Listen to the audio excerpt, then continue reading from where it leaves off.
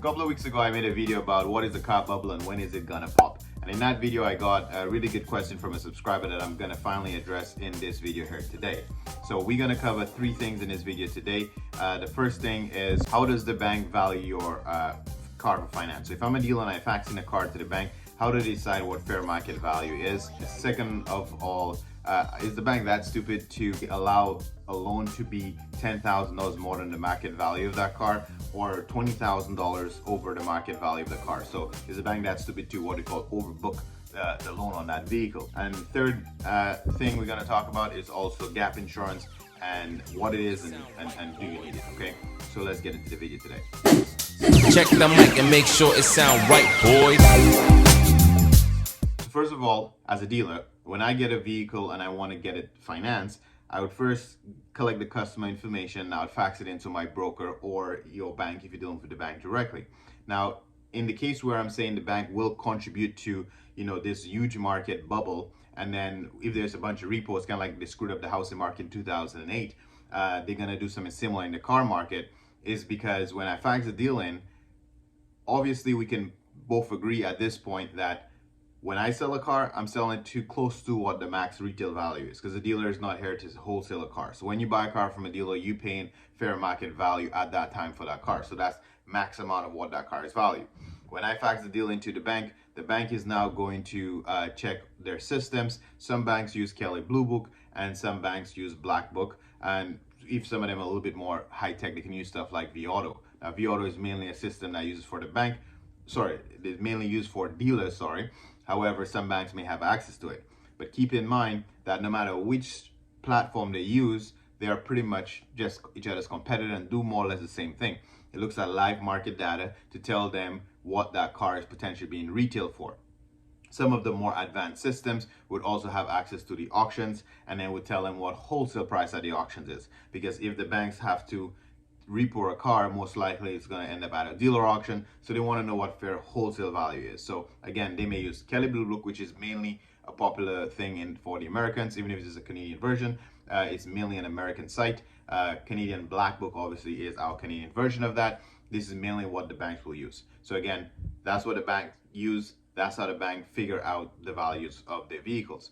Now also keep in mind that those systems update on a weekly, sometimes even on a daily basis, depends on how much volume and data they have to process. So it is fair enough live market data to tell them what those cars are worth.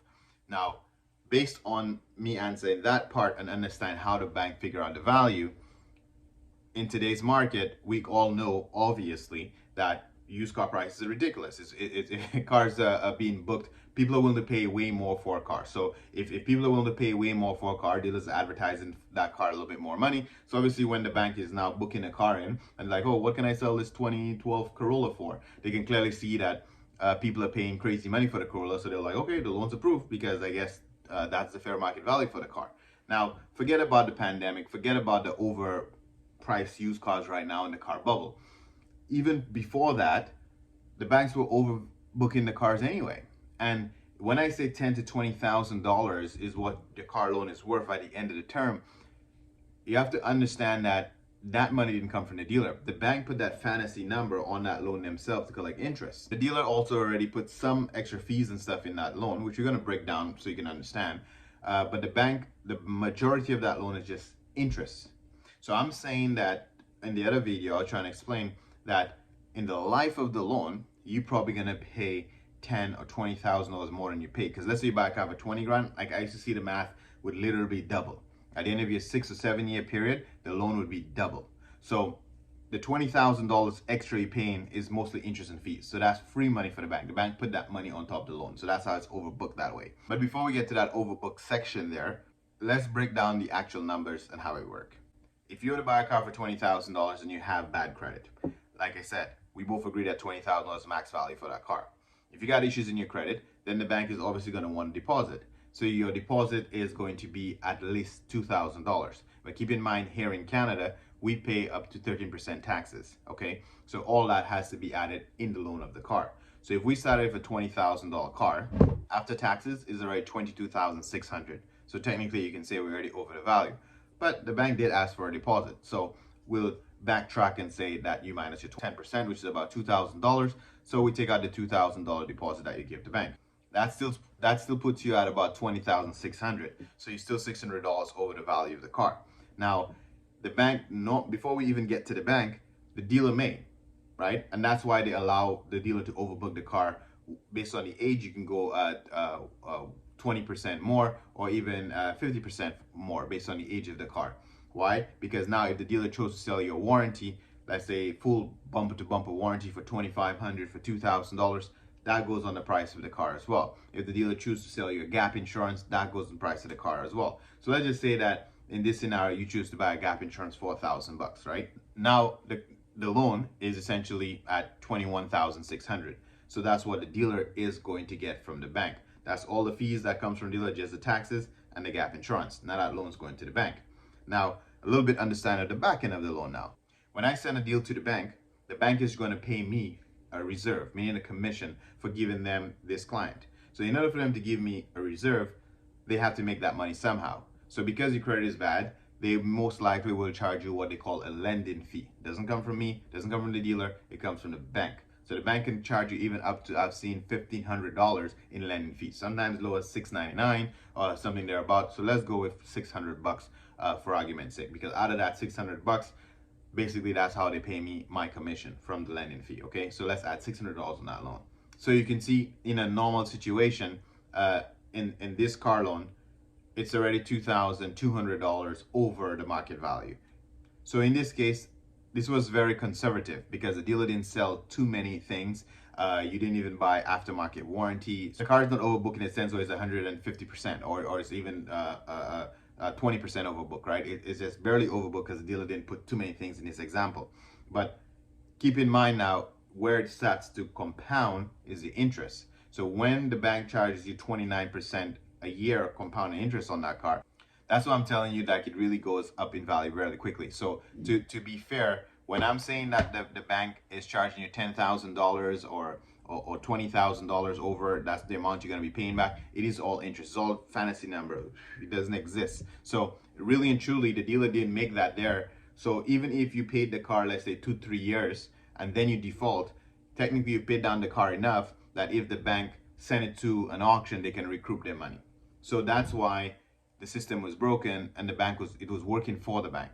I can understand that you would think it's not possible if, let's say, the dealer was selling the car $30,000 more it's worth or $10,000 more it's worth. The bank definitely is not going to do that. So the bank is trying to get the car close to the value as possible. They allow us, like I said, to go up maybe even 20%, depends on the age of the car, in aftermarket stuff, and then the rest they put the interest and fees on it. So because that was just basically interest and fees, even if they don't get to collect all the interest and fees and they get to sell a car at the auction, they still win, they still make money. I hope that makes sense to you. I know it kind of sounds complicated, but the point is the bank has been constantly overbooking the cars based on the amount of interest they add on the vehicles. Now, where I was saying that it gets dangerous is because right now, in this example that I was giving earlier here, if we stick into the same $20,000 value, the car is not really actually worth $20,000 on a normal day because cars don't go up in value.